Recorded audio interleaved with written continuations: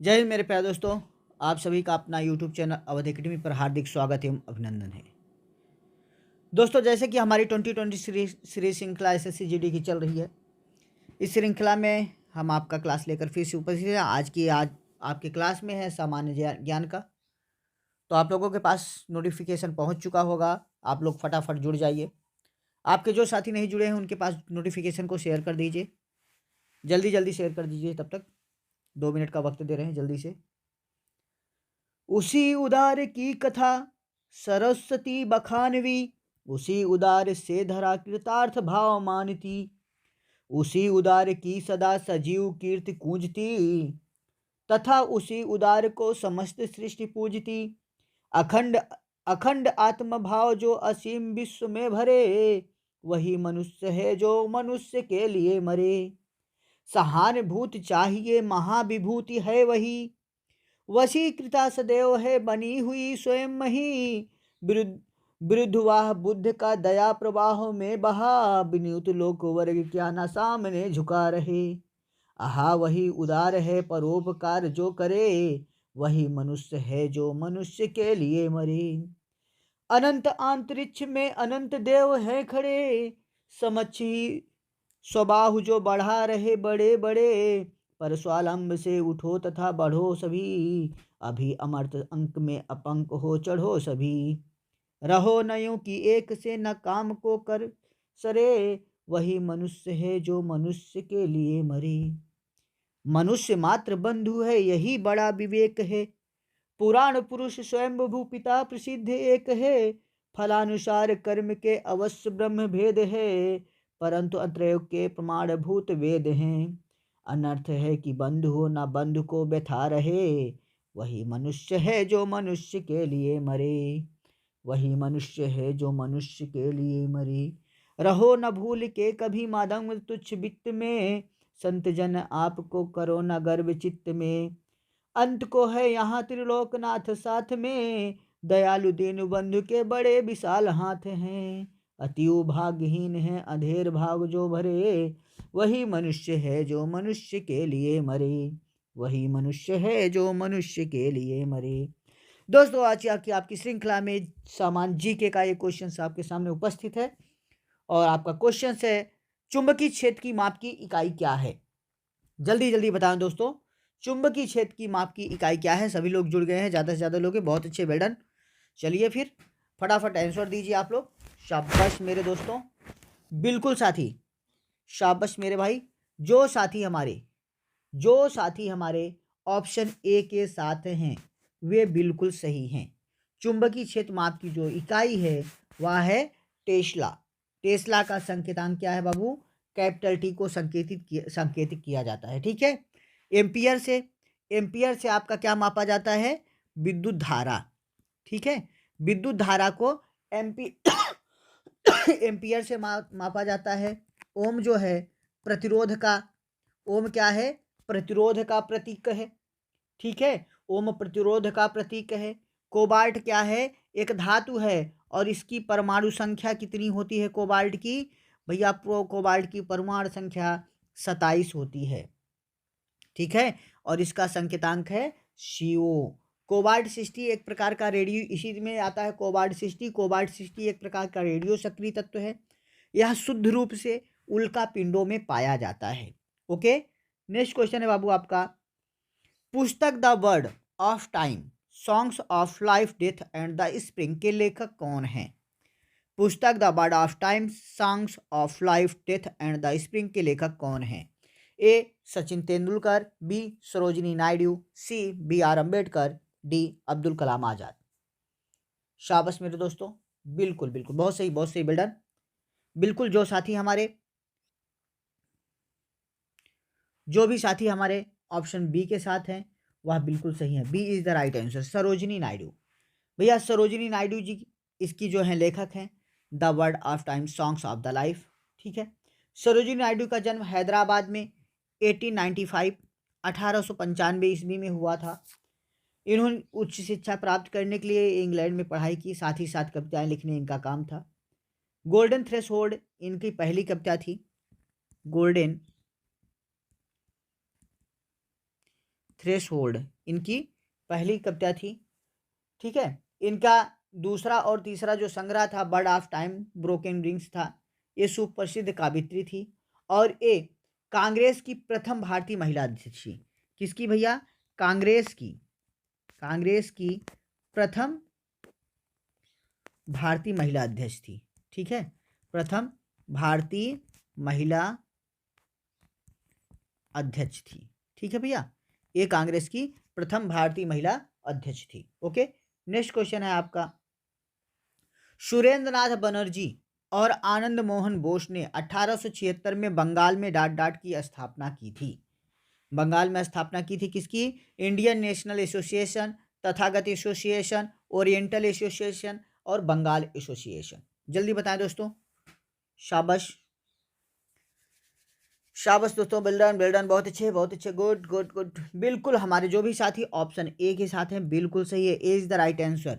भैया सुरेंद्र नाथ बनर्जी और आनंद मोहन बोस ने 1876 ईस्वी में इंडियन नेशनल एसोसिएशन की स्थापना की थी। ओके, इंडियन नेशनल एसोसिएशन की स्थापना की थी। ओके, नेक्स्ट क्वेश्चन है आपका, कन्नौज की लड़ाई कब लड़ी गई थी? कन्नौज की लड़ाई कब लड़ी गई थी? 1524, 1540, 1536 और 1556।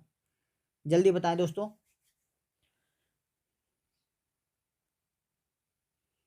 शाबाश शाबाश शाबाश, बेडन।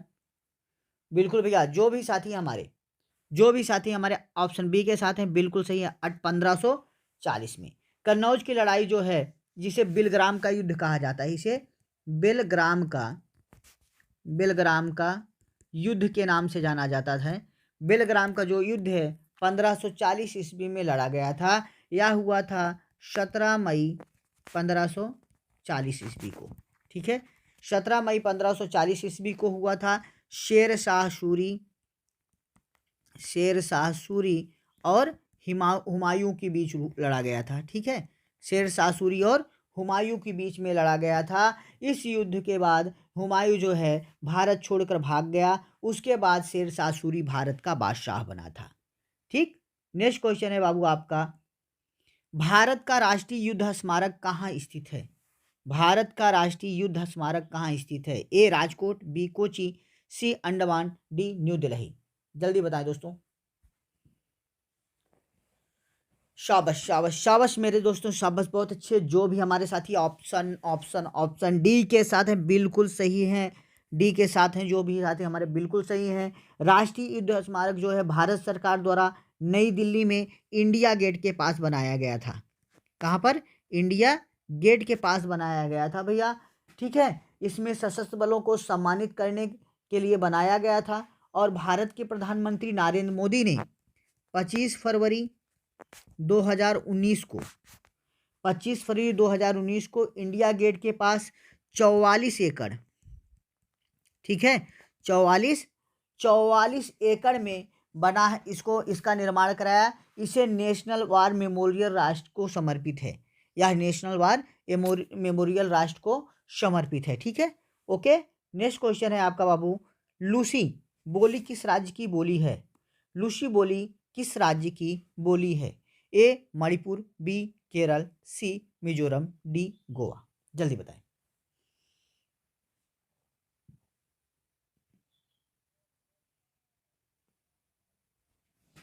बहुत अच्छे वेल डन साथियों। बिल्कुल भैया, जो भी साथी हमारे ऑप्शन सी के साथ हैं बिल्कुल सही है। लूसी जो बोली है यह मिजोरम राज्य की बोली है। मिजोरम राज्य में बोली जाती है। मिजोरम को 1954 ईस्वी को, ठीक है, लुसाई पर्वतीय नाम से जाना जाता था। ठीक है, लुसाई पर्वतीय क्षेत्र के नाम से जाना जाता था। इसलिए यहाँ की जो भाषा है उस भाषा को लूसी कहा जाता है, लूसी के नाम से जाना जाता है। ओके, नेक्स्ट क्वेश्चन, तरल पदार्थ से गैस में परिवर्तन क्या कहलाता है? तरल पदार्थ से गैस में परिवर्तन क्या कहलाता है? ए वाष्पीकरण, बी निस्तारण, सी अवक्षेपण, डी घनीकरण। जल्दी बताएं।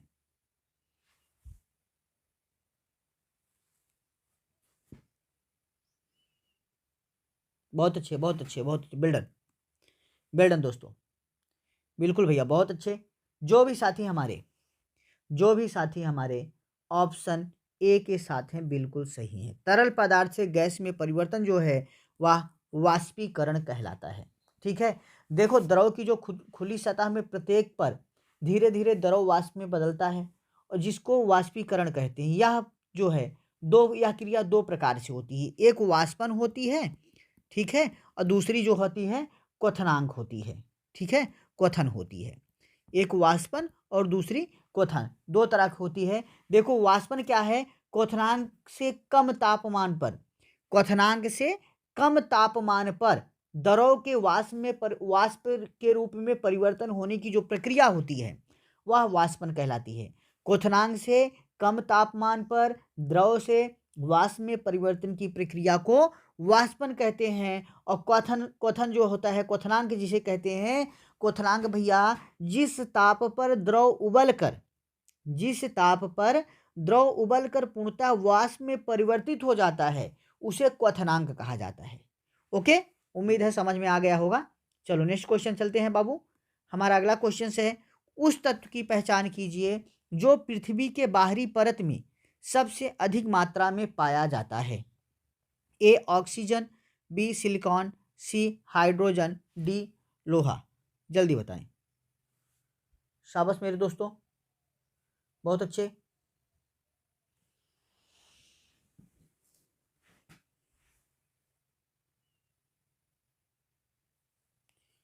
बिल्कुल भैया, बहुत अच्छे। जो साथी हमारे ऑप्शन है ए के साथ हैं बिल्कुल सही है। A is the right option, oxygen.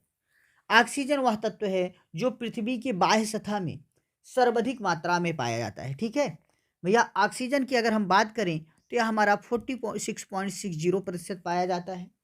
ठीक है, ऑक्सीजन हमारा 46.60% पाया जाता है। सिलिकॉन की अगर हम बात करें तो सिलिकॉन 27.72% पाया जाता है बाबू। ठीक है, अगर हम एल्यूमिनियम की बात करें तो भैया एल्यूमिनियम हमारा 8.13% होता है। ठीक है, लोहा की अगर हम बात करें तो लोहा हमारा 5% होता है। ठीक है, कैल्शियम की बात करें, ठीक है, कैल्शियम की बात करें हम तो कैल्शियम हमारा होता है 3.6%। ठीक, सोडियम की अगर हम बात करें,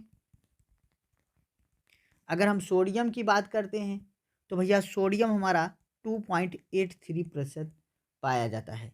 ठीक है, इसी तरह हाइड्रोजन आपका सबसे कम पाया जाता है 0.14%। ओके, तो उम्मीद है समझ में आया होगा। चलो नेक्स्ट क्वेश्चन पे चलते हैं। शाबाश दोस्तों। जब स्थानापन्न उत्पादों की कीमत बढ़ती है तो मांग में क्या परिवर्तन होता है। ए बाहर की ओर बढ़ जाती है, बी शुरू में अंदर की ओर बढ़ेगी और एक अवधि के बाद बाहर की ओर बढ़ेगी, सी अंदर की ओर बढ़ जाएगी और डी स्थिर रहेगी। जल्दी जल्दी बताएं दोस्तों। जब स्थानापन्न उत्पादों की कीमत बढ़ती है तो मांग में क्या परिवर्तन होता है। शाबाश मेरे दोस्तों, वेल डन। बिल्कुल भैया, जो साथी हमारे ऑप्शन ए के साथ हैं बिल्कुल सही है। ए वाले दोस्त बिल्कुल सही हो आप। ठीक है, जब स्थानापन्न उत्पादनों की कीमत बढ़ती है तो मांग में क्या है, बाहर की ओर मांग बढ़ जाती है। Okay, A is the right answer. Okay, next question है हमारा, भारतीय संसद के संदर्भ में शून्यकाल किसे कहते हैं। भारतीय संसद में संदर्भ में शून्यकाल किसे कहते हैं। संसदीय कार्यवाही से पहले का समय, बी प्रश्नकाल के ठीक बाद का समय, सी प्रश्नकाल से ठीक पहले का समय, डी संसदीय कार्यवाही में दूसरी छमाही का समय। जल्दी बताएं।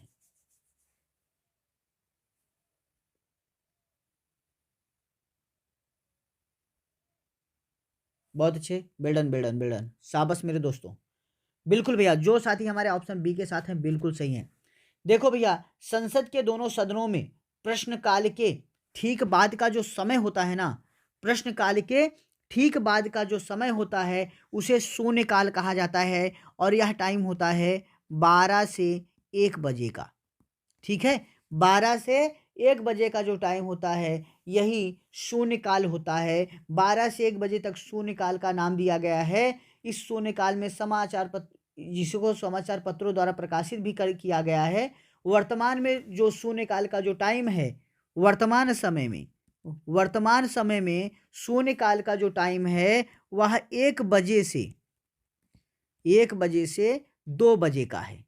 ठीक है, 1 बजे से 2 बजे का जो टाइम है ये शून्यकाल का टाइम है और शून्यकाल में किसी विशेष बिंदु किसी महत्वपूर्ण बिंदु पर चर्चा की जाती है।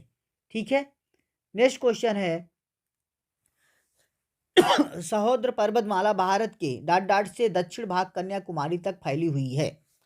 सहोद्र पर्वतमाला भारत के किस भाग से दक्षिण भाग तक कन्याकुमारी तक फैली हुई है? ए मध्य प्रदेश, बी गुजरात, सी राजस्थान, डी उत्तर प्रदेश। जल्दी बताएं। शाबाश मेरे दोस्तों, बिल्कुल बिल्कुल भैया, जो साथी हमारे ऑप्शन बी के साथ हैं बिल्कुल सही है, गुजरात से। ठीक है, भारत के गुजरात से दक्षिण भाग कन्याकुमारी तक फैली हुई है। ठीक है, पश्चिमी घाट जो होता है उसे सह्याद्री के नाम से जाना जाता है। यहाँ ताप्ती नदी के मुहाने से लेकर कन्याकुमारी के लगभग तक की जो दूरी है वो 1600 किलोमीटर की है। 1600 किलोमीटर की विस्तृत दूरी है। यह सौराष्ट्र प्रदेश में गिर की पहाड़ियों से निकलती है। गिर की पहाड़ियों से निकलती है भैया। गिर की पहाड़ी से निकलती हुई 16 डिग्री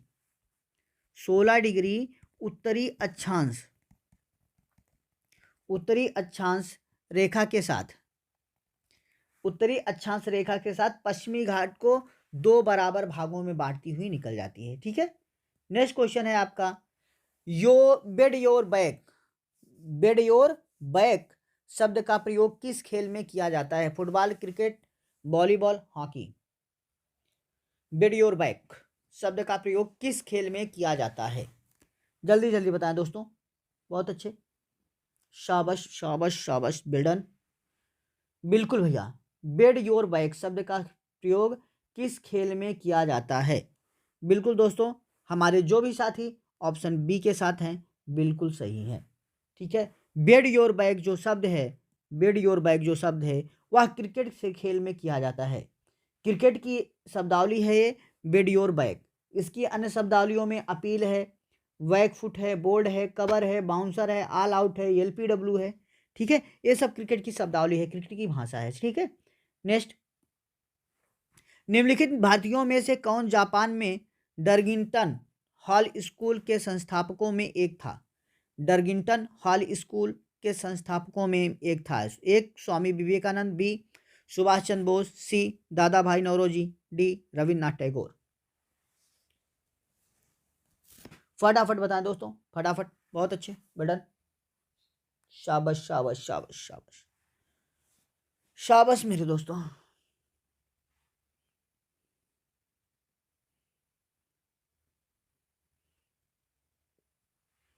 बिल्कुल भैया, शाबाश, बिल्कुल भैया, B is the right answer.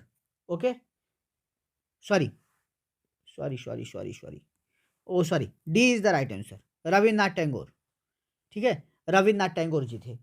ठीक है, रविन्द्रनाथ टैगोर जो थे ये डर्टिंग हॉल स्कूल के संस्थापकों में से एक थे।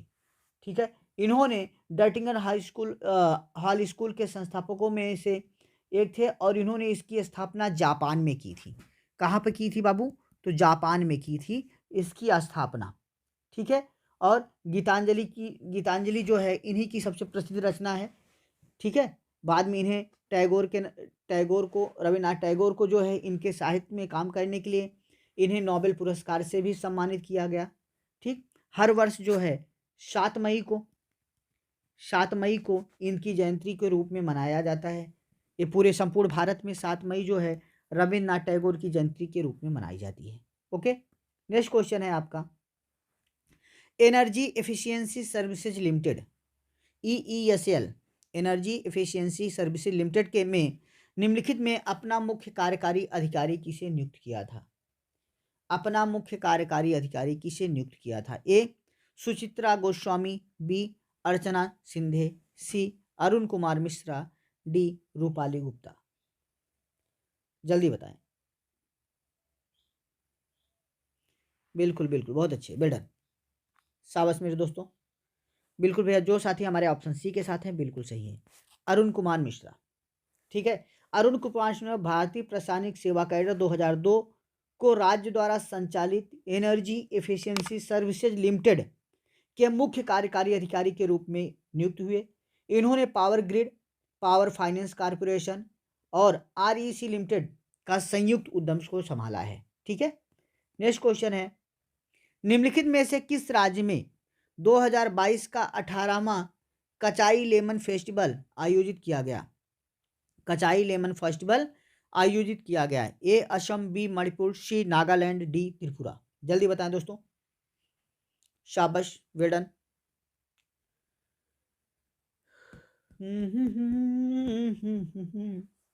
बिल्कुल बिल्कुल, शाबाश शाबाश मेरे दोस्तों, शाबाश। बिल्कुल, जो साथी ऑप्शन बी के साथ हैं बिल्कुल सही हैं। B is the right answer बाबू, मणिपुर।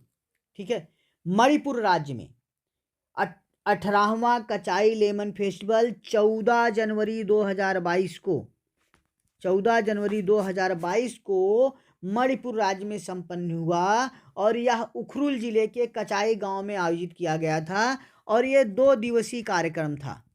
ठीक है भैया, ये 2 दिवसीय कार्यक्रम था। इसमें मणिपुर को कचाई लेमन के भौगोलिक संकेत अर्थात जीआई टैग दिया गया था। कचाई लेमन को जीआई टैग दिया गया था, जीआई टैग के लिए पंजीकरण किया गया था। ओके, नेक्स्ट क्वेश्चन है आपका, वर्ष 2022 में कुल कितने व्यक्तियों को पद्म पुरस्कार से सम्मानित किया गया था? भैया कब? 2022 में कितने लोगों को, कितने व्यक्तियों को पद्म पुरस्कार से सम्मानित किया गया था? जल्दी बताएं। ए 128, बी 18, सी 17 और डी 4। बिल्कुल, बहुत अच्छे बहुत अच्छे, जो भी साथी हमारे ऑप्शन ए के साथ हैं बिल्कुल सही है।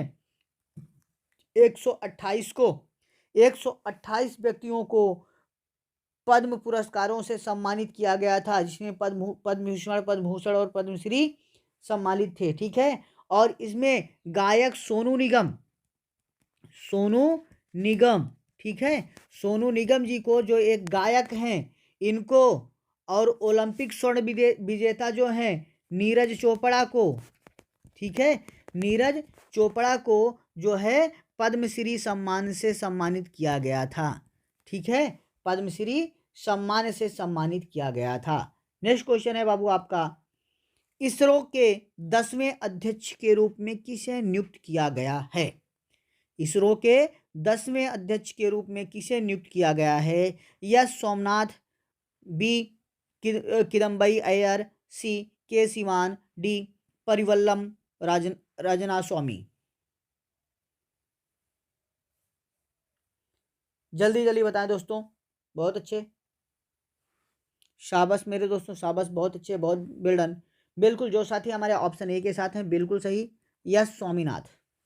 ठीक है, यस स्वामीनाथ को जो है इसरो के 10वें अध्यक्ष के रूप में नियुक्त किया गया है। नियुक्त समिति ने रॉकेट वैज्ञानिक यस स्वामीनाथ को निदेशक, विक्रम साराभाई अंतरिक्ष केंद्र VSSC को विभाग सचिव और अंतरिक्ष आयोग के अध्यक्ष के पद के रूप में मंजूरी प्रदान की थी।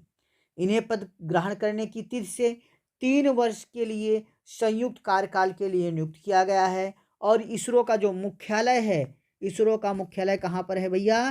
तो बेंगलुरु में है। ठीक है, बेंगलुरु में इसका मुख्यालय है और यह कर्नाटक राज्य में पड़ता है। ओके, कंफर्म हो गया। नेक्स्ट क्वेश्चन है बाबू आपका, भारत के संविधान का अनुच्छेद 360 क्या प्रदान करता है? भारत के संविधान का अनुच्छेद 360 क्या प्रदान करता है? ए जीवन का अधिकार, बी वित्तीय आपातकाल, सी संपत्ति का अधिकार, डी मौलिक कर्तव्य। जल्दी जल्दी बताएं, शाबाश शाबाश शाबाश शाबाश मेरे दोस्तों, बेडन। बिल्कुल बिल्कुल बिल्कुल बिल्कुल भैया, जो भी साथी हमारे ऑप्शन बी के साथ हैं बिल्कुल सही हैं, वित्तीय आपातकाल। ठीक है, वित्तीय आपातकाल, अनुच्छेद 360 का संबंध वित्तीय आपातकाल से है। ठीक है, यह केवल उल्लेख किया गया है कि यदि किसी वित्तीय स्थिरता या ऋण की स्थिति को खतरा है तो वित्तीय आपातकाल लगाया जा सकता है। ओके, नेक्स्ट क्वेश्चन है आपका, पुरातात्विक स्थल सुरकोटदा किस राज्य में स्थित है? पुरातात्विक स्थल सुरकोटदा किस राज्य में स्थित है? ए राजस्थान, बी हरियाणा, सी पंजाब, डी गुजरात। शाबाश शाबाश शाबाश मेरे दोस्तों, बिल्कुल बेडन। देखो भैया, पुरातात्विक स्थल सुरकोटदा जो है, सुरकोटदा कहाँ स्थित है? तो जो भी साथी हमारे ऑप्शन डी के साथ हैं बिल्कुल सही है, गुजरात राज्य में। सुरकोटदा आपका गुजरात राज्य में स्थित है। ठीक है, यह सुरकोटदा जो है यह एक पुरातात्विक स्थल है जो भारत के गुजरात राज्य के कच्छ जिले के तालुका नामक स्थान पर स्थित है। ठीक है, इसकी खोज 1972 के दौरान भारतीय पुरातत्व सर्वेक्षण ने इसकी खोज की थी। इस स्थल को जेपी जोशी द्वारा इसकी खुदाई की गई थी। जेपी जोशी द्वारा इसकी खुदाई कराई गई थी। ओके, नेक्स्ट क्वेश्चन है आपका, भारत का राष्ट्रीय स्टॉक एक्सचेंज कब स्थापित किया गया था? भारत का राष्ट्रीय स्टॉक एक्सचेंज कब स्थापित किया गया था? ए 1991, बी 1994, सी 1993 और डी 1999। शाबाश बेडन।